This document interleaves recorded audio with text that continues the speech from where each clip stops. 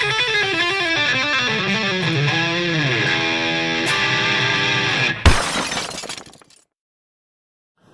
guys, welcome to Franklin Woodworks. I guess it's time for a shop tour.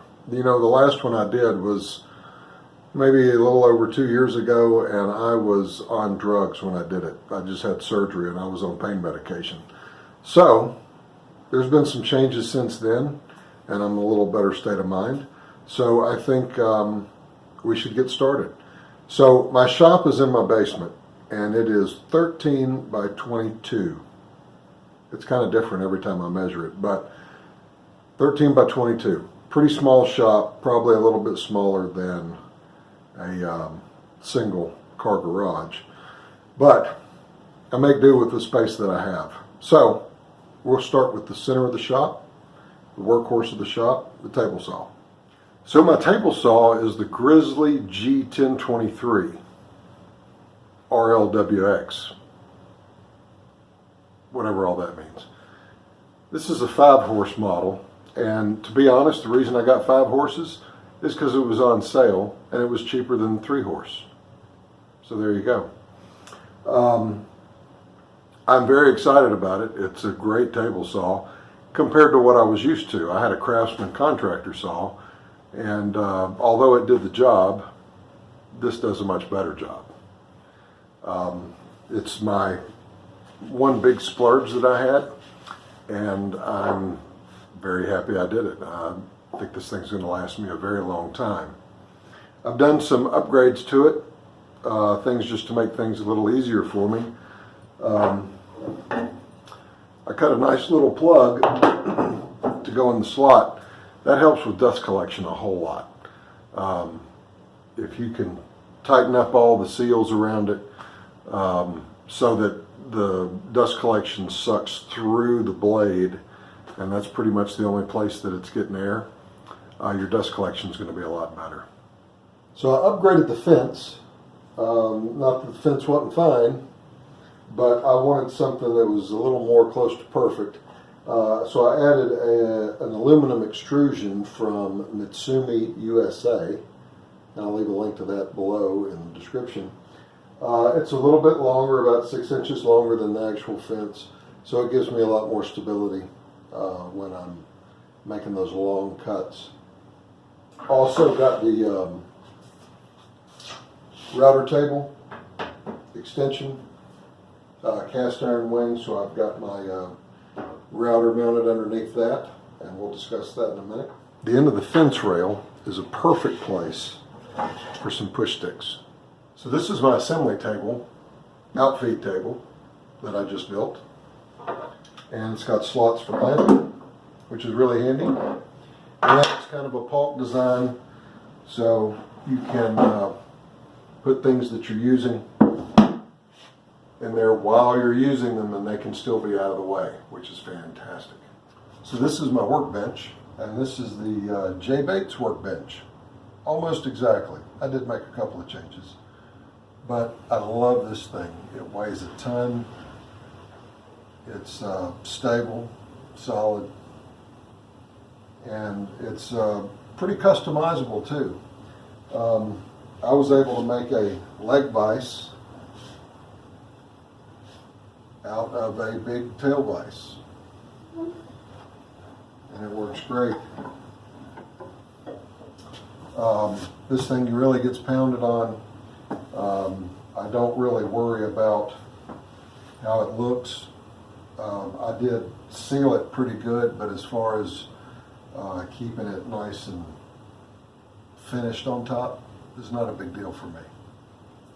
It's a workhorse. It's a workbench. That's what it's made for, is to be pounded on. So I don't worry about that. So this is the moccasin vise that I made out of some hickory, and put it on the bench so that I can do some easy planing. And I made it out of scaffolding screws and wheels that are supposed to be on a table saw. I got those from Grizzly.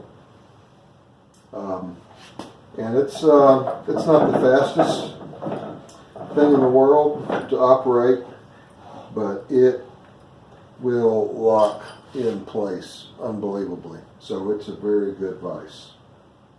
Okay, on to the miter saw. Now I've got a cheap Cobalt sliding miter saw, bought at Lowe's. It's not expensive at all.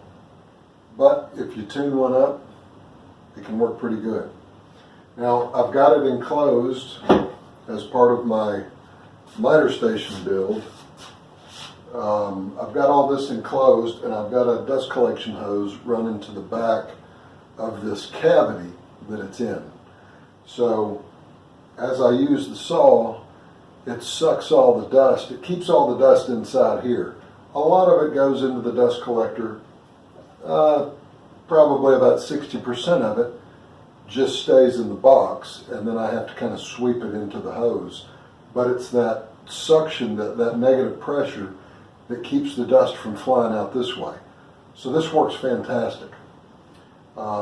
If I need to cut on an angle or anything, then I do have to open these up, and I can do that, and I lose dust collection that way. But most of my cuts are 90 degrees, so this works perfect. So many of you know I recently built this miter station, and it's pretty big. It takes up about 12 feet in length. I have 8 feet of table or surface on each side of the blade that I can rest material on. I've got storage in these that I still have not quite figured out what to do with them to take full advantage of them. But I've got all my drills, my batteries, battery operated things, all my drill bits, things like that I have in here.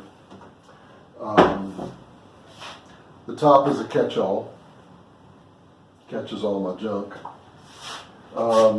I've got a sandpaper cabinet with all my sheet sandpaper and my manuals for all my tools. And on this side, I keep a lot of my paints and my glue and things like that in here.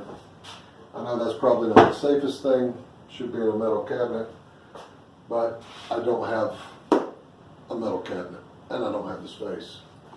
I keep all my various jigs and things for the table saw up here. Again, it's a catch-all. I do have quite a bit of drawer space.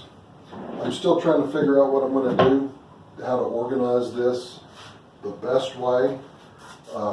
I have drawers on this side, I have drawers on the other side. I have a lot of storage space. Still trying to figure out what to do with it all. Down below the miter saw, I've got a little bin that I just throw scraps in, and this is my sanding that is just a cheap bucket pack that's attached to my DeWalt 5-inch orbital sander, and that does a great job on dust collection. And again, back over here I have just a space for a big trash bin, and this is my table saw sled. Not really a great place to put it, but that's all I got right now. And on the far end, I have all of my saw blade storage. Can you see that? And here's my sheet goods rack. It's a standard, holds full sheets of plywood, holds scraps in the back. There's been 100 of them built on YouTube, and this one is no different. Mine is on casters, and I don't really use the casters that much. There's really no place for me to move it, except one valuable thing. If I have a piece that's longer than 8 feet that I need to cut, all I have to do is move it out, and then I've got a lot more space that I can use for my miter saw. So above the sheet goods storage, I have a lumber rack where I keep my real lumber that has not been milled usually. And it's a simple 2x4s with conduit coming out of it at a slight angle. It's a J. Bates design, just like the Workbench. It's awesome, holds a lot of weight, and stupid cat. So on this wall right behind the Workbench, I've got some cabinets I got off Craigslist for 20 bucks. Not bad. But then I built this, which is based on something that Jimmy DeResta built. And it's kind of like a card catalog. And I keep all my screws, a lot of little fiddly things that I use a lot. So this is my go-to storage place for things that are well organized, easy to find, and which is kind of rare in my shop. And just below that is some cabinets that I built, cabinet bases, and this is where I have all my odd tools, routers, some sanders, more routers, angle grinder, stuff like that. You know, big tools that take up a whole lot of space. Which brings me to the tool wall. Oh, that's disgusting. Which brings me to the tool wall. Now, I wanted a tool wall for a long time, mainly because all the cool guys on YouTube had them. And I thought it would be really cool to put everything I could up there, so I did. And I put wrenches and socket wrenches and all kinds of stuff that didn't have anything to do with woodworking. And then I figured out, you know, it's not what a tool wall is for. A tool wall is for easy access to things that you use a lot and often, and maybe awkward to store in any other way. So I've reduced a lot of things, I've added some things. The other thing I'll say about a tool wall is I know a lot of guys use French cleats and these fancy systems for mounting things. And I did that at first myself. And then I figured out that that is extremely limiting. Extremely limiting. So you know what? The wall's made out of plywood. I'll just screw what I need into the plywood. Who cares? If I was using this for a fancy backdrop and I wanted it to look beautiful, that would be one thing. But I need it to be practical. So you've got a lot of holes here that are not filled, and they're not going to be filled. I'm probably going to rearrange some things since I've removed some of my non-woodworking tools off of there. So I'm going to rearrange some things and hopefully come up with some more space that I can put some more of my useful tools up.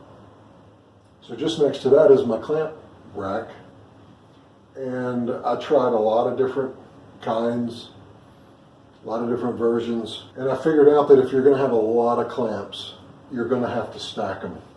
You're just going to have to. Otherwise, you're going to have an entire wall of clamps, and I don't have the space to do that. So these are very simple. All my clamps are Harbor Freight pretty much.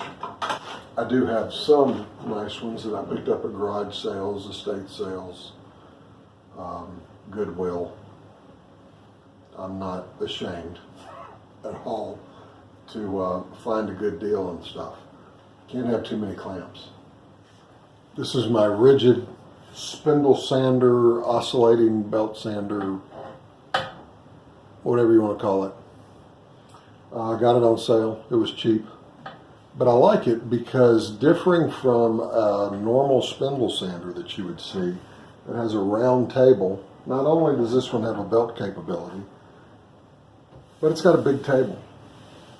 And that makes working on it very easy. Much easier to be accurate with your sanding.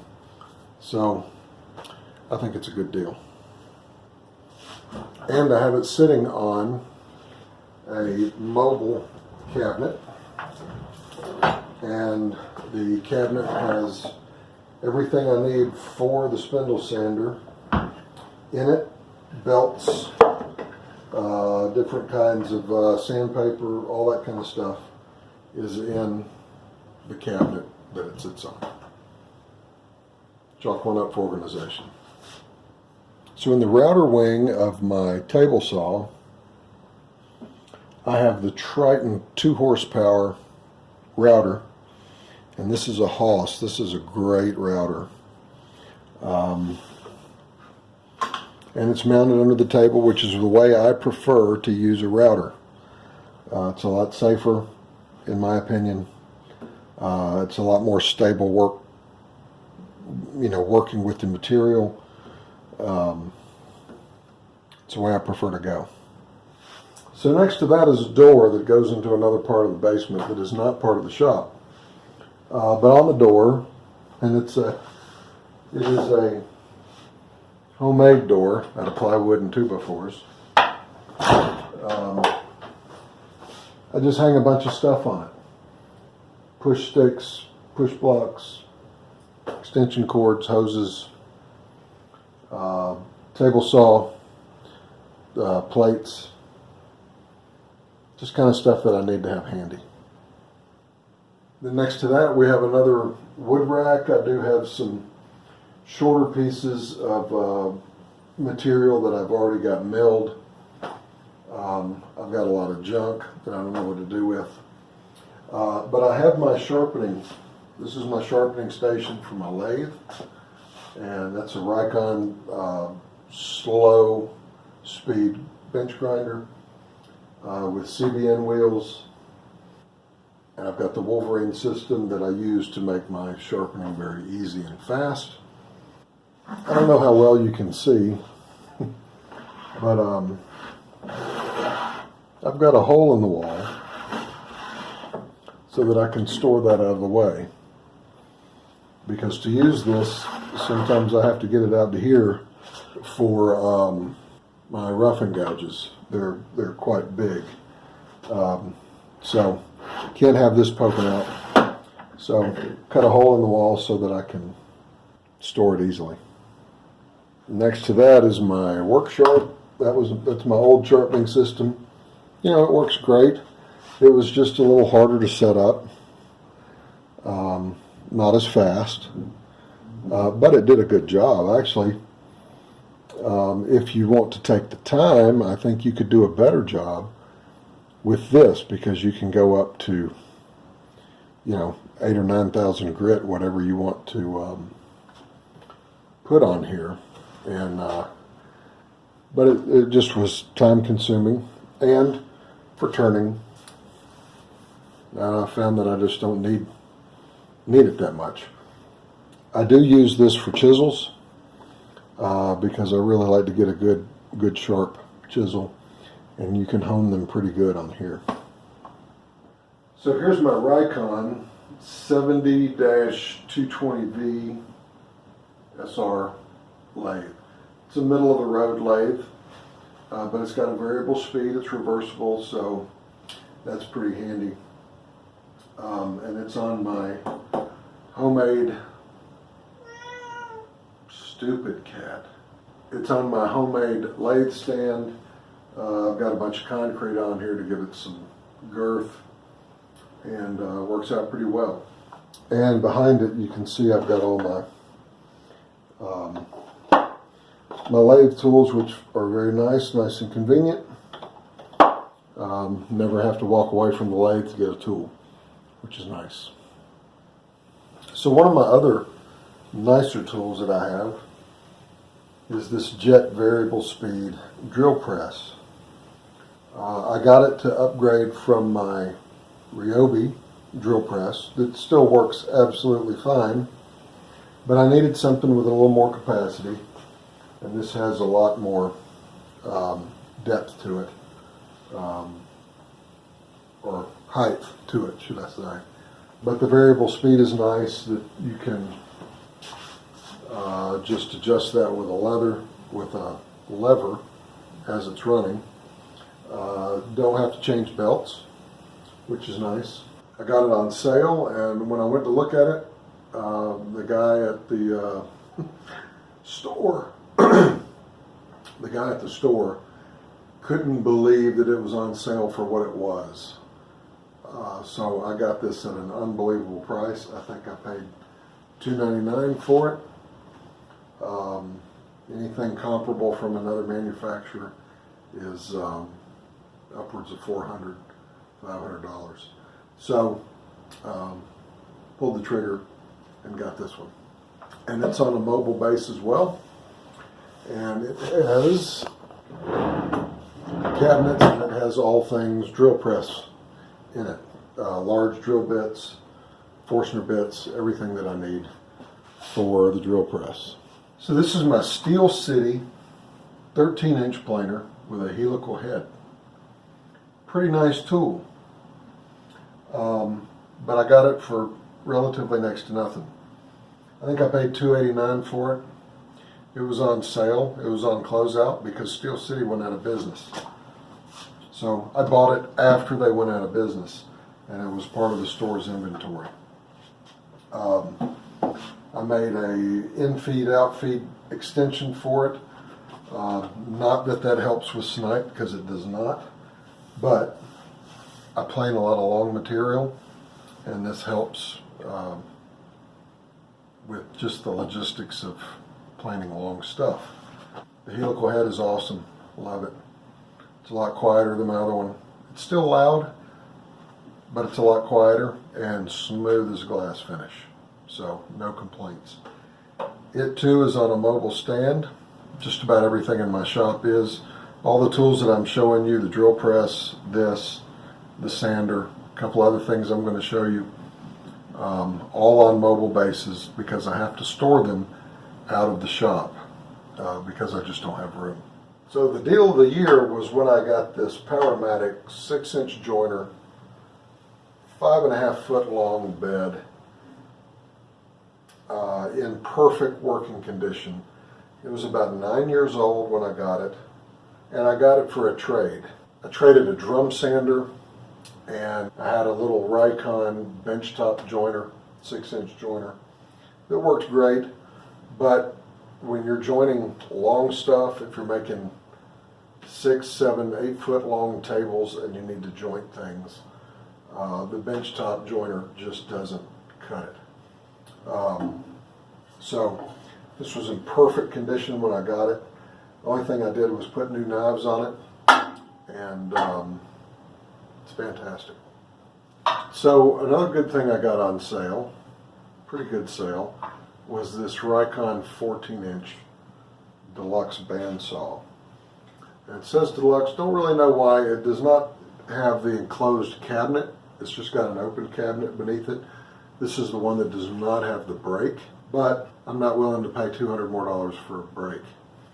So this was a very good deal. It's got plenty of power, 12 inches of resaw capability, which I love. The thing about a bandsaw is you got to find the right blade. And after a long time, talked to some wood turning friends of mine, a green wood turner's blade, in my opinion, is the only blade you'll ever need. It's got a wider kerf. Yeah, you lose a little bit of material, but it just goes through stuff so easy. And if you're going to resaw something, you're probably going to plane it or at least sand it anyway. Once you resaw it, no problem with this blade. And it's on a mobile base also that I made, and it's a pretty good deal. So I wanted to show you my dust collector. Started out as a Harbor Freight. I built a Thien baffle, and it's sitting on a 55-gallon drum, and that is the dust separator. And then I have it venting straight out into the open air. No filter, no bag to worry about. Stupid cat. And the Thien baffle does an excellent job. Almost nothing goes outside. So neighbors don't complain. It's a pretty good deal. So a few other things I'll mention. That's my homemade air cleaner. It sure works good. I don't care what any commenters say about whether it could or couldn't work. It works. It's time for me to change the filters. But it's relatively quiet, so it's a good addition to the shop.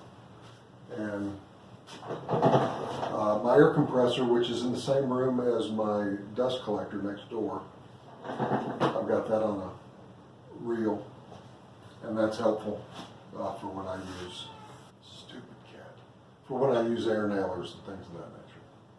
So what about the other power tools that I use? Well, I've got a Harbor Freight angle grinder. Had it for about 4 years, not a minute's trouble. I've got a 20-year-old Ryobi, maybe older than that, router that works just fine. Harbor Freight heat gun, no problems. Probably a 20-year-old Ryobi corded drill. One of my newer purchases is this Ryobi 2 horsepower plunge router. I've got a rigid palm router and a Harbor Freight, whatever you call these things, and it works just fine. Now, I don't do this for a living. This is a hobby. I don't sell my work. So I do this for fun. A lot of these cheaper tools are tools that I don't use all that often. And if I was going to use them every day, I probably would buy nicer ones. But for what I need it for, they work just fine. When I started woodworking, I had this drill, this router, this old router, old Craftsman circular saw that I mounted upside down in a table that I made out of MDF and 2x4s, and that was my table saw. You don't need super expensive tools to do stuff. As a matter of fact, I think it's fun to figure out a way how to do something without a tool that is made specifically to do something. And you can do it. With a table saw, you can come up with unbelievable jigs that will do just about anything you need it to do. Except for cutting curves. You know, you got to have a bandsaw or a jigsaw to do that. But the point I'm trying to make is you do not need a lot of expensive tools. So for hand tools, I have a set of Craftsman chisels that work just fine. You sharpen them just the same as you would any other. They are the higher end Craftsman, but they hold an edge just fine. I have a number 6. I don't know if you'd call this a joiner plane, smoothing plane. It's a number 6. I know a number 7 is generally considered a joiner. This is a Ward's Master, sold by Montgomery Ward. I found this on eBay and did some research on it, and this was basically made by Stanley way back in the day. This is probably 40, 45, wow, it's almost 2020. Probably 70 years old. It was made in the 50s. And it took a little tuning up. I had to make a handle myself for it, but it works great. I have a number 5 Buck Brothers Home Depot special. I got this for $19. I guess they were on closeout or something. I saw it for $19, I had to buy it. Yeah, it took a lot of tuning up to make it right, but I think a little tuning up, a couple hours, is worth $150 on a name brand plane. So that one's fine. I did spend a little money on my Stanley low angle jack plane, but they're pretty much the only game in town, and this is the cheapest. If you for a low angle jack, a Lee Nielsen or something like that is going to be a lot more expensive. So this one does just fine. This is a number 4 Buck Brothers, same deal as the number 5. I got it for a steal. A lot of tuning up, and now it works great. I have a Harbor Freight number 4 that I use as a scrub plane. So it's just there to remove a ton of material, and it does that just fine. I've got a 4.5 that is a Stanley. I got this on eBay also. It's probably 70, 75 years old, and it took a lot of work to get it back in working condition, but it works great. I've got one of the nicer Stanley block planes. Still not expensive by anybody's measure, but it works just fine. A friend gave me a made in England Stanley number 80, and it's awesome, but it didn't cost me anything. And I've got a router plane that I made. James Hamilton over at Stumpy Nubs gave a little tutorial on how to make one, and I made one. And I think I've got maybe $20 in it when you consider the blade and the hardware that goes with it. And that's pretty much it. So as far as hand tools go, I don't really consider that I've got any money in them. I've got a lot of work in them, but not a lot of money. So for this